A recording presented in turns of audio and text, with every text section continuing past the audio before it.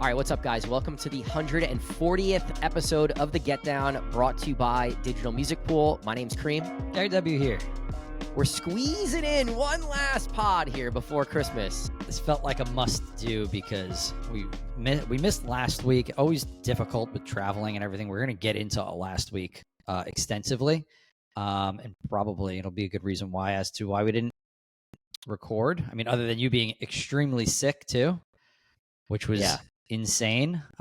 Which was like every day you woke up and it was like worse and worse and worse. Yeah, it was bad. It was bad. Let's jump right into it, right? Because like we're in the midst of this December holiday rush, and I feel like every year we just forget how aggressive it really is. Number one, you know, all of the DJ bookings. We're booking a lot of guys and girls, and then on top of all the nightlife stuff, there is a ton of private events, right, that we're booking. Yeah, this is our busiest month of the year, probably. It's either that's one of these last quarter months. Something that we didn't have, I don't think, as aggressively last year. I mean, we always have some holiday parties that we are booking to DJ, but I think this year has far gone beyond what we've done in years past. You've been like cranking every day on Cream handles our private event sector of the business, and he's been cranking daily on this stuff. Whereas it might have been every other day or every 3 days last year. So we've been super busy with the private event holiday portion of things. Yeah, and I think I bring that up because that goes for all of you guys as DJs and business owners as well. Like, this is a really, really busy month as DJs. A lot of times, I mean, we talked about this, right? Previously, I used to jam out these months so that I could make the maximum amount of dollars to pay for Christmas and prep for this upcoming slower season. But like, it's just a busy time. Not only are there all the bookings, but there's all the holiday parties, right? Like, how many holiday parties have we been invited to in the month of December that we kind of like want to be at or have to sort of be at, right? Yeah, I flew up and stayed an extended period of time last week because to do the cons because New York City SantaCon and Hoboken SantaCon were back-to-back weekends, and then in between those, we had 4 of our venues owned by the same person had their holiday party on Monday. Right, we had the DMP holiday party. The DMP holiday party was on Tuesday, and then Wednesday we threw our Open Decks B3 party, and then I was back to work on Thursday and Friday regular, and then hitting my second SantaCon in 2 Saturdays the following day, and like by that point I was like just toast, man, just absolutely toast, and I was mentally prepared for it from the standpoint of knowing that things were happening. Maybe not that Monday. That Monday party sprang up on us pretty quickly. I think the previous Thursday we were told about it, or Friday. I was prepared to kind of bang things out. That's why I was there. And then as I was doing it, along with it being cold up there as well, it was just like, it was a lot. It was exhausting. It's drinking every stinking day. Like, you know, both holiday parties were open bar, obviously. And then the cons are just absolutely out of control. And it was just like one thing after another. And by the time Thursday rolls around for, you know, to work again, it's like, God, I'm just absolutely beat. Right. There's no time to recover. There's no time for your body or your mind to recover. And, you know, that's why I've been sick, right? I haven't given myself enough time to just like recover and rest. And that's, you know, that's on me, but yeah, but like working out's not even, you know, is that even like the sleep for me, you know, on waking up on, you know, Tuesday morning, Wednesday morning, Thursday morning, that was more important than trying to go work out. You know what I mean? And then trying to eat healthy in between all of the debauchery that happens from all of these events. Like I walked in Wednesday and everybody's like, "Can I get you a shot? Can I get you a beer? Can I buy you a drink?" I'm like, Please, no, absolutely not. You cannot. They're like, "No way." Joey Bogue said to me, he said, I said it to him earlier in the night, I'm not drinking. And he goes, let's see how long that lasts. He comes to see me about an hour later. He's like, what is that, a vodka club? I was like, that is a straight up club soda, sir. He's like, I am shocked that you've lasted this long. And I didn't drink until Sunday, actually, because I was just so done. Like from that previous weekend, you know, you go in pretty hard. I worked doubles and triples for SantaCon and stopped by to see the guys at Downtown Social, which was absolutely incredible. did a hell of a job over there for SantaCon. Harry the Dog, hell of a job for SantaCon, New York City.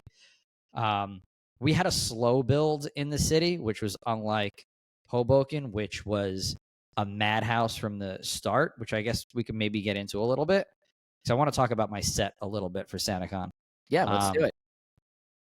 So my sets for both places were individually different because of how they built up. I rolled up to Hair the Dog at I think I started at noon, so I rolled up at 11:30, and there was no line or anything. There were really no Santas around in the area when I walked over there.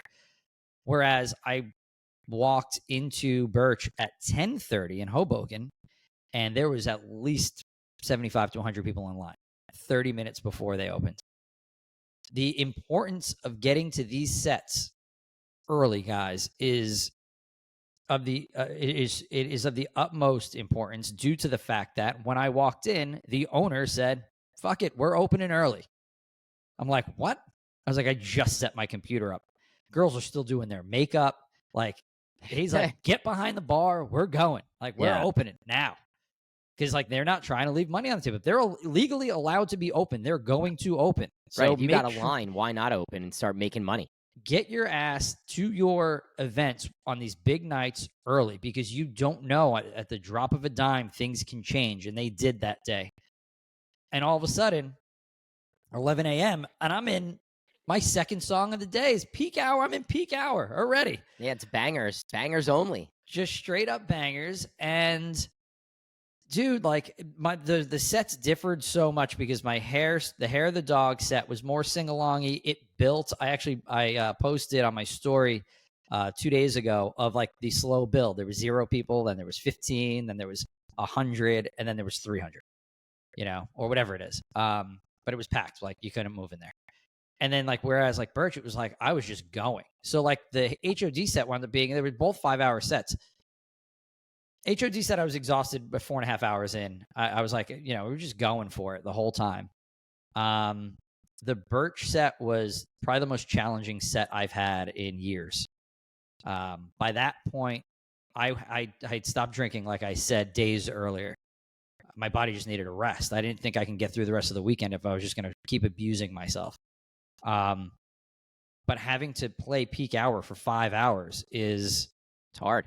It's very, very, very difficult. Like, I've done 10-hour, 11-hour, 12-hour marathon sets, but those are spread out to where you could play, like, rock sing-alongs and classics, and then you could jump genres, where I felt like at Birch, I got away with a couple sing-alongs here and there. Like, they sang along, Living on a Prayer and Make My Dreams Come True and Journey, and they sang along to all those, but I played EDM remixes of those songs. Right.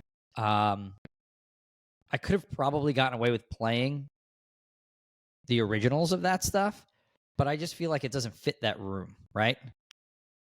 Yeah. Like, I feel like if you want to hear that stuff, you're gonna go to the more bar-y spot, right? Like, if I could still sing along to it to, like, an EDM type version, I feel like that fits that room better. Right. Do you agree or disagree? I don't know.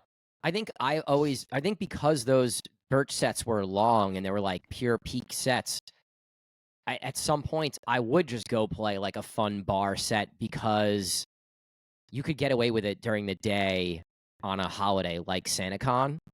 But yeah, I mean, I see both angles for sure. In my previous time playing Birch, a lot of high energy house music, but I would go hit, like, the fun bar stuff as well, just because I never do that there, and I just felt like in that setting you could get away with it, kind of thing. I think my mindset changed a little bit on it, because it was usually when I can build a set, I will be more comfortable in, like, dropping down, right? Because we started off in a drop down type space. Yeah, I mean, that's what you're used to. You're used to walking into a room and it being slower and being able to flow into your peak hour set, right? Right, exactly. Like, that Birch set is a headliner set that then extends for multiple hours. Right. And, like, everyone thinks headlining is easy, but it's hard to walk into a room and just be at a 10 and, like, be able to carry that. Yeah, it was not easy. And, like, getting down into, like, 80 BPM stuff was, obviously you get there and, like, the energy is definitely a lot different. I don't know, but I did have to change the ear, then the pace a lot because people get exhausted, which we've talked about recently. Yeah. And we saw a little turnover, and turnover's okay on those days because there's a huge line outside. So exhaust those people out. When they get sick of hearing it, they can move on, and then you get a fresh set of drinkers in, which is always great for the venue, right? Right. The venue's going to ring more the more turnover you have. That's only good if you have a line outside waiting for people to come in. Yeah, exactly. That's not good if there's nobody standing outside. You don't want to turn those people over if there's 0 people outside. I did it on Halloween. I was telling you before, off air. I did it on Halloween. We had a 500-600 person line around the block, 1 city block long. And it was okay to turn those people over to get a fresh set of drinkers in the door and get them to the bar and get them spending money.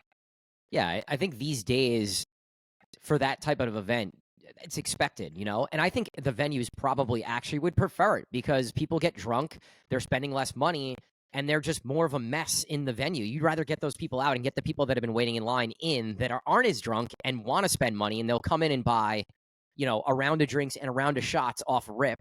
Right. It just makes more sense. And I think for those days, I'll never say this, but I think for those days, it's okay if you're repeating some stuff. Maybe not the exact same version of a song, but like it's okay playing the Sandstorm EDM different edits or remixes or whatever. Yeah. Or like just the biggest records. I think you're okay hitting them again because most likely it's a completely different crowd. Or if it's not, they probably aren't even going to remember that you played it anyway. I played 1 or 2 like tracks that it was like the background. It was the instrumental of with a different vocal. Yeah. So I did that I think twice where I noticed it, but I was like I don't really know if anybody noticed it because the forefront of the song was really the leader, like the vocals of the song. Nobody noticed it. Right. Which I probably would have never. If I was drinking, I probably wouldn't have noticed it. But yeah, like I said, I was stone sober. So those extended headliner sets are really, really hard. The last time I had a long one was the last time I played Slate, where in previous sets I always had an opener, and then the booker was like, "Oh, it's just you," and I'm like, "What do you mean it's just me? It's a long ass night." It's hard, man. It's hard to not exhaust your music in that world when you're used to playing 2 or 3 hour headline sets, and now you're playing a 5-hour headline set. You have to reach, and you have to dip into different genres, and you have to change people's ears, and it's a challenging thing for sure. I like those from a nightlife standpoint better. I found that this Birch one was a bit uncomfortable. Yeah. Because of just the extreme. You want to hit them with like a lot of energy early because people are excited to be there. Like people ran in the door, like running of the bulls, ran in the door right to the bar and like dancing right away, immediately, 1 second in, and you're just not used to that. Like even in a nightlife setting, when you are doing an extended headliner set, there isn't always that energy in the room. I compared that set to like a New Year's Eve set where people are just very excited early, where you're going to play. And this is a good tip to anybody that's listening to this because your New Year's Eve set is coming up. Right. Remember to front load those sets. I always front load those sets because people are going to be so drunk by the time the ball drops because you're probably DJing an open bar.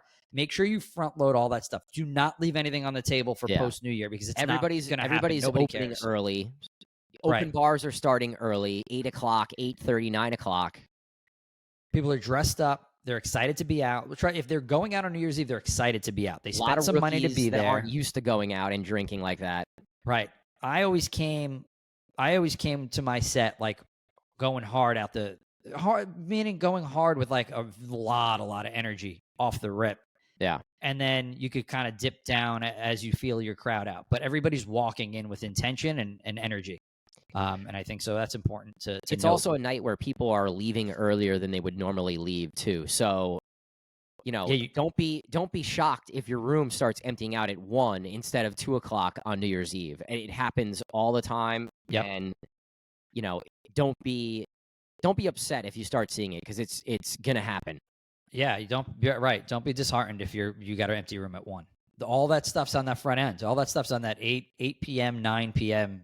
That's still a long time for people to be drinking before the ball drops if it's an 8 o'clock start. Yeah. Even if it's a 9 o'clock start, Like you said, it's a lot of rookies, so people aren't used to being out for that long. So yeah, I was treating that SantaCon set like a New Year's Eve set, and instead of the ball dropping and people going home when when Dario Valley went on, there was still an absolutely packed room, and probably was for a few more hours after.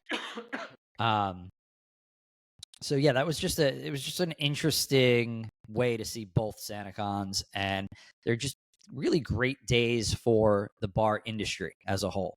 They might not be great days for the city, right? Might not be great for New York City. I know it's hugely frowned upon. There's a lot of no Santa signs on the restaurants and whatnot. Same thing in Hoboken. It's frowned upon, but it's great for the local economy. And, as long as these small businesses can make some money during these days, and nightlife and these restaurants can make some extra money like this, I think it's a great event, period. Yeah, I would agree. And I think we've been talking about how our industry's been hurting a little bit. Like, we need these days, we need these days to keep everybody going and bring a little excitement and energy to maybe some rooms that haven't had so much excitement and energy over the last month or so. And honestly, who knows what's going to happen after New Year's Eve. So I think this was an important day for the venues. It's a Saturday where you're making money all day and night. And hopefully that'll help reinvigorate some staff members, owners, managers, and customers to keep coming out, kind of thing, Yeah. With all that being said, that's my last one ever. I'm never doing. I haven't played one in probably 2 years, 3 years. I'm probably not doing another con for the rest of my life. I think I like playing the con nighttime because you still get like a taste of it, but you're not in it all day. And it's important, like I say to you all the time, it's important with so much happening with our business that my time is more valuable to me in being able to make sure all of our places are running smoothly and our DJs are good, rather than being out and DJing in it, So in talking about that too, though, like you have these con days, and then you also have these holiday parties like that we talked about in between during the week. So how do you kind of conserve? How do you suggest that people conserve a little energy and still go to the things that they have to go to? Like, how do you pick and choose? Like, what holiday parties do I have to go to, and which ones can I skip? And is it worth going to this holiday party on a Tuesday and maybe foregoing my Thursday night set if I feel like that's going to like wear me down? Like, right? How do you feel about going about that? We've lived this for a while, right? We've gone through this time, however many years, a lot of years. And when I talk to the younger guys and girls, I'm like, listen, like, it's all right it's okay to take a break. Like, if you need a break and you don't, like, maybe don't take the Sunday set, maybe don't take the Thursday set during this time because you have so much other stuff.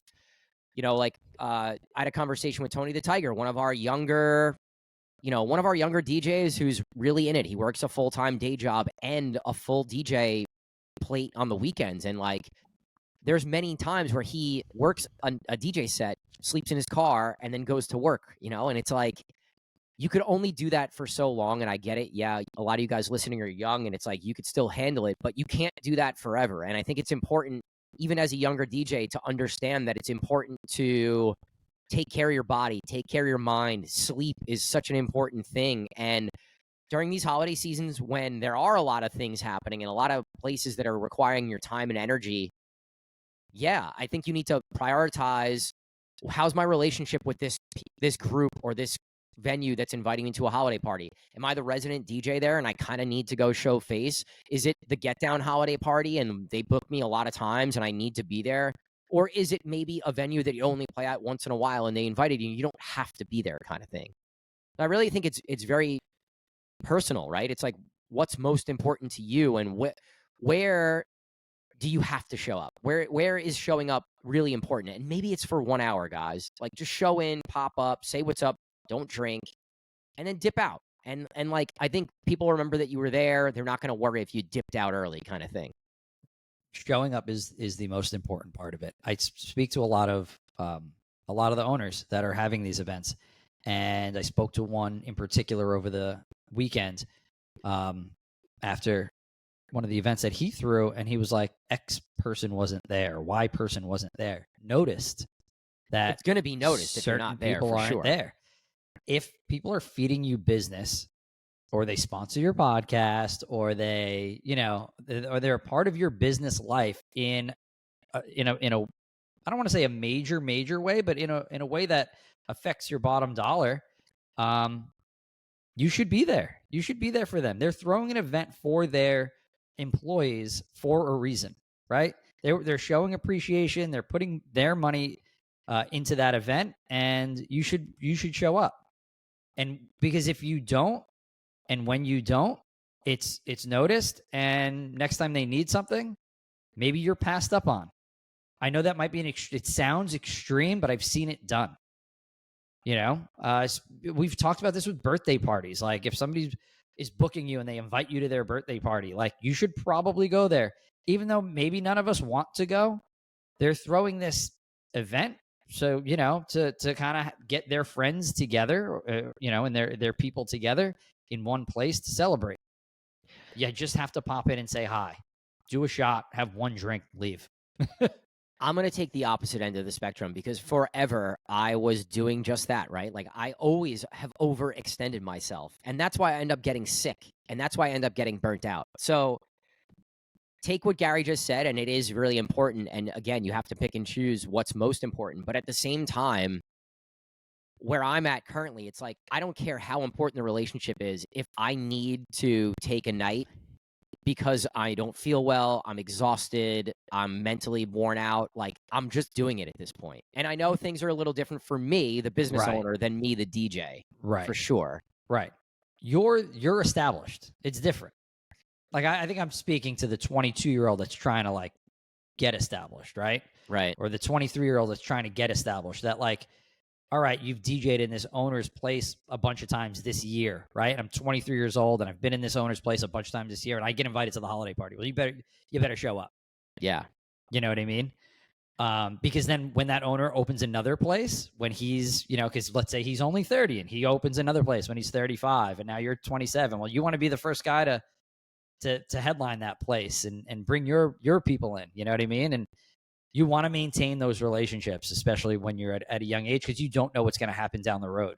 You don't know how many more places that owner is going to own. It's hard, man. It's important to keep those people happy. It's a demanding time of the year. It is, and it's just nonstop. So I want to transition into, you brought it up earlier, and you talked about being sober this past weekend and why that was important. And I think I've been seeing more and more DJs kind of going sober, especially some of the older guys, the headliners who are traveling. And it's been on my mind, honestly, a lot. And, I've gotten sick here in the last little bit, and I've been forced to not drink. And it's honestly been really nice, to be quite honest. It's been nice to only have to deal with, oh, I only got 6 hours sleep, not I only got 6 hours sleep and I did 4 shots last night and I had 3 drinks and I feel kind of shitty right now, Right.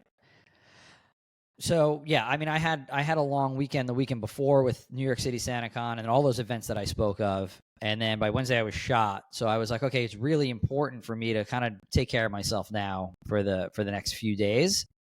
And like you said, I've also seen, even years and years ago, like people like Danny Tenaglia go sober while they're DJing, which he wasn't. I think Sasha went sober years ago too.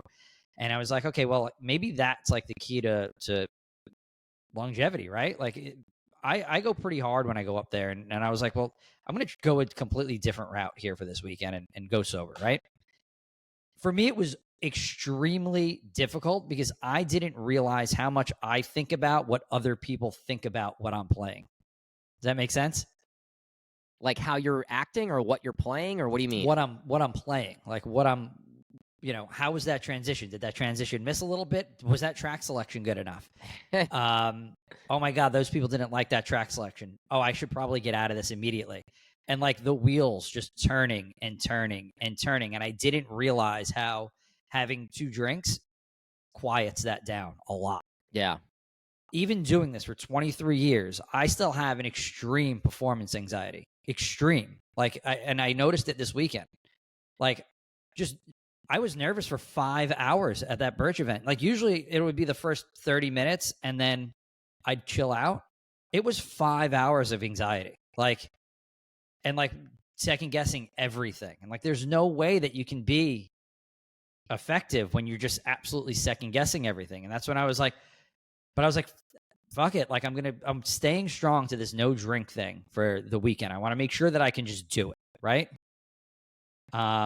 Because I don't want that to always have to be a crutch that I have. Yeah. But so I did it. I did a Thursday night, Friday, and both my sets on Saturday, and it was fine.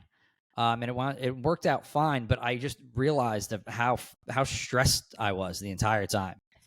And it's just because of that. It's just that anxiety. It's performance anxiety. Like, I don't naturally like to get up and speak in front of people. Like, find it easier now. Right. Because we do this and we have these conversations all the time. Getting on the mic while I'm DJing is kind of not existent because I have anxiety about it, you know? So like, it was a challenge. It was stressful. I don't feel like I was more clear in where I wanted to go with my set. I just wasn't as confident in the execution of it, if that makes sense.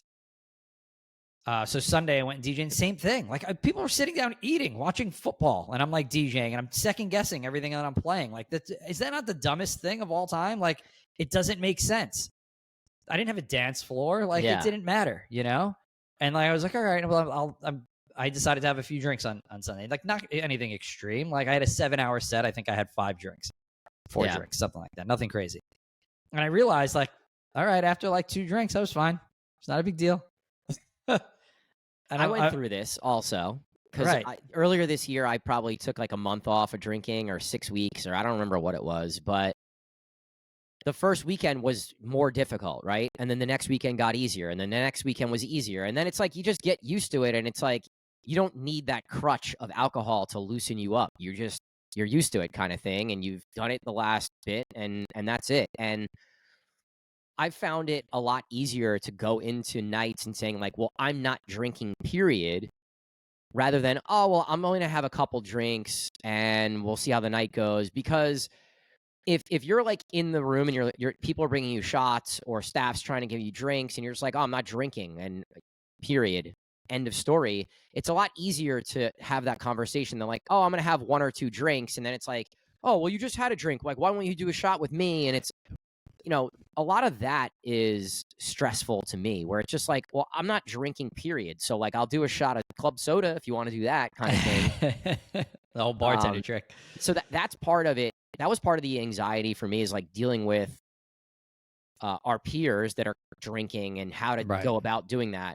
Obviously, dealing with the drunk people is a little harder when you're dead sober. But again, you don't take things as seriously once you've done it for a few weeks in a row. And I don't know. I think I'm on another streak here where I was forced to not drink because I got sick twice in the last month. Yeah. And I think drinking after that first sickness and not sleeping and working and going right back into what I was doing was one of the reasons why I got sick again. And I'm just at a point where it's like, it's not worth it to me. I want to be healthy. I don't want to deal with being sick and being hungover. And I think I'm just kind of at a point where I'm going to be sober here for the next bit. Like, I have Christmas and Christmas Eve, and I'm even considering like not drinking wine at dinner with my family kind of thing, and just like kind of taking a break. I think if you're a person like me that likes a cocktail, because I'll drink a cocktail while I'm DJing.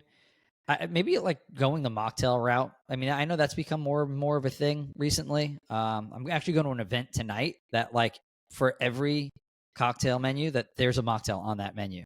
Yeah. So if you're someone like me that just likes to have a cocktail like next to you while you're DJing, like, maybe going that route is good. A lot more bars are have the alcoholless spirits. Yeah.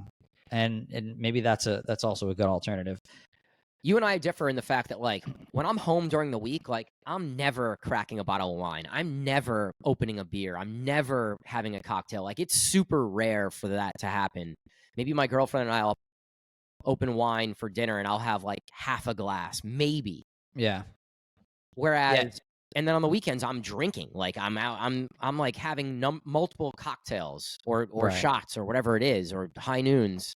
Right. It's such like a vast difference in my lifestyle where it's like I like being sober. I like waking up feeling good. I like waking up early. So like that's sort of the route. But Yeah. the mocktail thing, I'm totally on board with. Like I would love to order a mocktail during this time where I'm not drinking. I'm going to dinner. I'm going to lunch with one of my best friends tomorrow, right? We're doing our annual holiday luncheon where we usually order a bottle of wine and have a cocktail. And I leave there feeling pretty drunk by 3 p.m. Like, I'm hoping they have some sort of a mocktail that I can order so that I feel like I'm in that holiday spirit. Yeah. But I'm not drinking alcohol. Yeah, it's interesting. You and I do differ in that way because I collect wine. I also collect bourbons now at this point. Me and my really good friend here, it's not uncommon for us on the weekend, for at least one night of the weekend, we'll do a tasting. And we'll pull out 3 different bottles of bourbon and we'll do a side-by-side tasting and compare tasting notes. And it's like an experience. And that's how we hang out. You know what I mean? Yeah. So yeah, that's why like sometimes I like to just have like a cocktail, because I always feel like a cocktail is like an experience, right? Like there's a lot of layers. I'm just into the tastes and, you know, how each bartender makes it differently and what goes into it. Like I'm into that stuff. I'm into like, you know, different vintages of wines and doing verticals and, you know, all the things that make wine complex. Like I like all of that stuff. That's why I always thought like I would love to be an F&B director, you know, in a different life. Like I feel like that would be a fun thing for me. But like, you know, that's where you and I definitely differ for sure. Yeah, and I like to bring it up because listen, there's substance issues in this industry, right? Oh God, yeah. How many people do you know that have had to leave the industry or got fired or had numerous incidents where they were too drunk or doing drugs or whatever they were doing? And I think it's important to talk about because in what other line of work is it like not? Is it okay for you to get drunk? like there's very few jobs where it's okay that while you're getting paid by a company, it's okay for you to drink alcohol.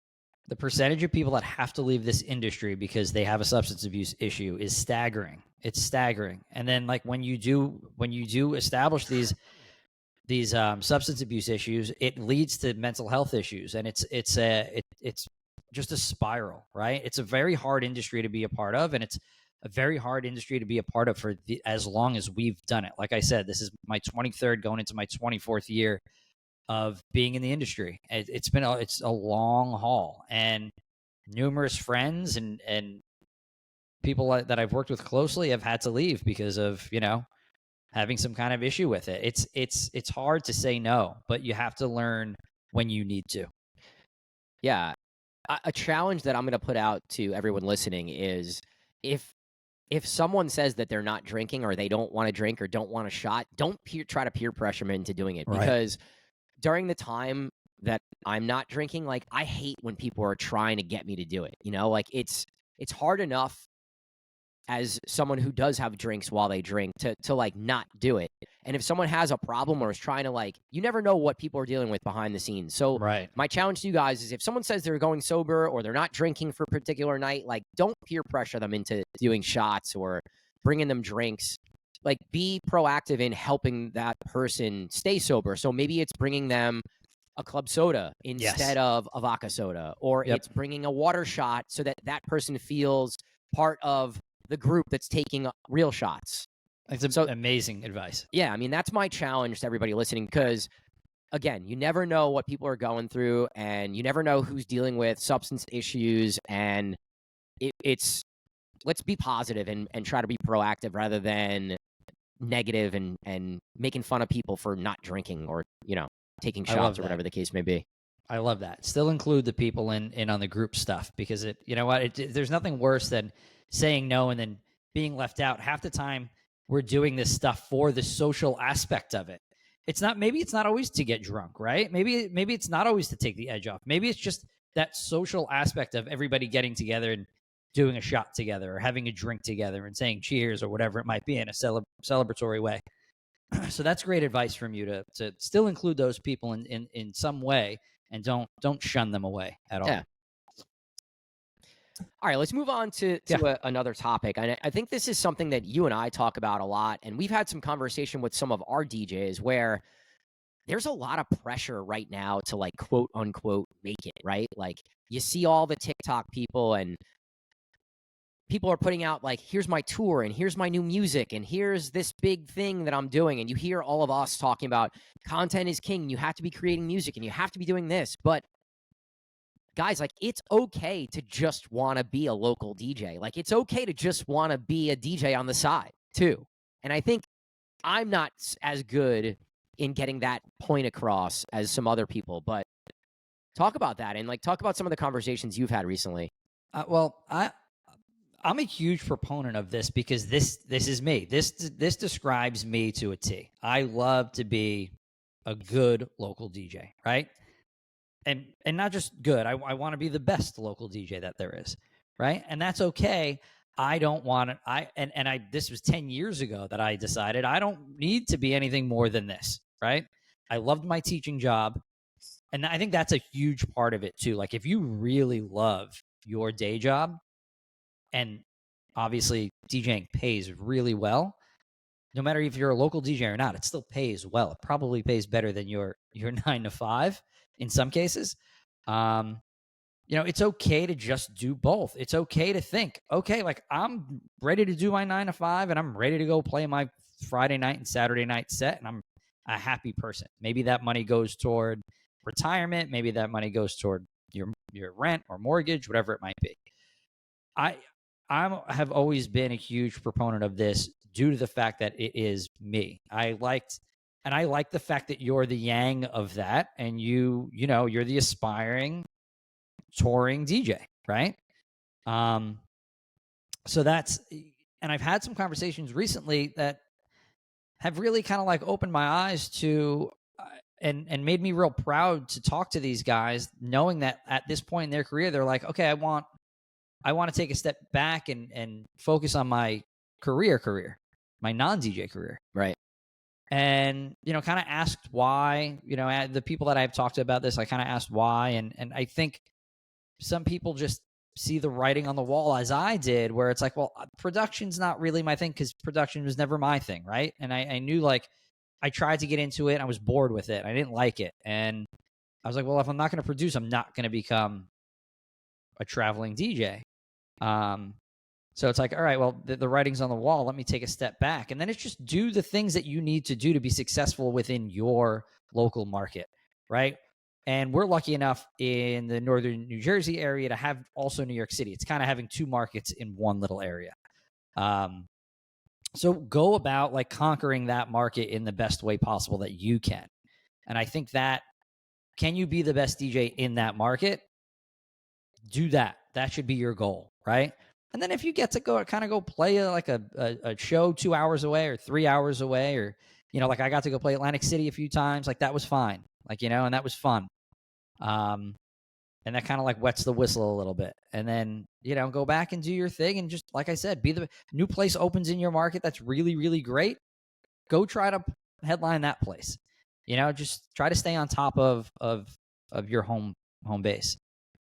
I think that's a very mature outlook. And I think as a younger DJ, it's harder to give up on that bigger dream necessarily and be like, oh, I'm just going to do my local market stuff. And to the people who are aware of, hey, like this is where I fit in and I'm okay with that. Like all the props to those people, because it's not easy to do, right? It's not. And I respect those people that can be like, listen, I like my 9 to 5. I want to keep doing it. I love DJing also. And I want to DJ a lot, but it's okay if I'm just playing in New Jersey, or if it's okay if I'm just playing in New York City. I respect that, And I think that's where there's the biggest disconnect, is not enough people who want to be like this big touring artist understand, like, well, where am I in the market right now, right? At what point do I even deserve to be in the conversation to go do the biggest gigs in my own market, let alone the gigs outside of your market that you want to go book? Like, there are less and less big bottle service rooms every month, every year, right? Where there's way less. And DJs like myself who've been in the game for a while, and DJs like Chachi and Rick Wonder and Conflict and all these DJs who have been doing this at a high level for a long time, like, until they go away and they give up their spots, it's going to be very hard to knock those people off of where they are. You know, and Conflict talked about this on his podcast this week, and it's like, we were built in a different era, right? We were built in an era, this open format era, where we had to be good at everything. Yeah. And we are good at most things, most genres, right? Like, whereas the younger DJs, like, many of these DJs have come up and they only want to play house, and that's what they do, and they can't play a reggae set from the early 2000s or a 2000 hip-hop set. Yeah. So there's a lot less opportunity for the younger DJs to move quickly. I think that we talked about this a little bit offline. I'm going to bring this here. It's always been this way. It has been this way since I started when I was 17. You know, I highlighted Richie Santana was doing like all of the house music spots that I wanted to do in New Jersey. He was the guy at, right? And like he was producing at that time and doing all the stuff that he needed to do to play all of those big rooms. I'm trying to think of some of the other guys that were prominent back then when I was like 20, 21 that were playing like all of the shore spots. And it wasn't just DJs and headliner. Like there was 10 shore spots, 10. You know, I'm thinking back to Temptations and XS and Surf Club and Still DJs and all every of those market. places. You can think of every market, and there was 3 times more of the big rooms than there are right now. And in all of those At rooms, least 3 times. Those guys were 32 to 40 years old playing those rooms. It wasn't the 21-year-old kid playing. I remember there was a kid that came up, and he was 17 years old, and he headlined Webster Hall. His name's eluding me right now. But that was like so outlierish. It was so weird. If you were anywhere between 17 and 20 and you were playing a big room, it was highlighted on the flyer, like 20-year-old, 21-year-old, whoever. Like Prodigy coming in. Like here, like, you know, like 17-year-old, it was 17-year-old, not even legal to be in the room, but was DJing. You know, it was so weird to do. And I still think it's a little weird. Like well, think about it. Who are the handful of young DJs that kind of moved really quick? Like Nikki Riz comes to mind, New York City. Yes. Angela the Kid comes to mind, right? Definitely. There aren't a ton of those guys. Like it's very rare to be one of those guys. But I mean, think about it. I can still remember that kid, and that was in like 1998. You know what I mean? Like that's how rare it is. Like you could pick them out on 2 hands, where you're like you go and play the biggest rooms in your area, and you're very young still, and and I'm not saying you do it once, guys.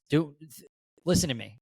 Just because you might have gotten a break and you get to go play a venue once doesn't mean you're now a headliner DJ. That's not what that means.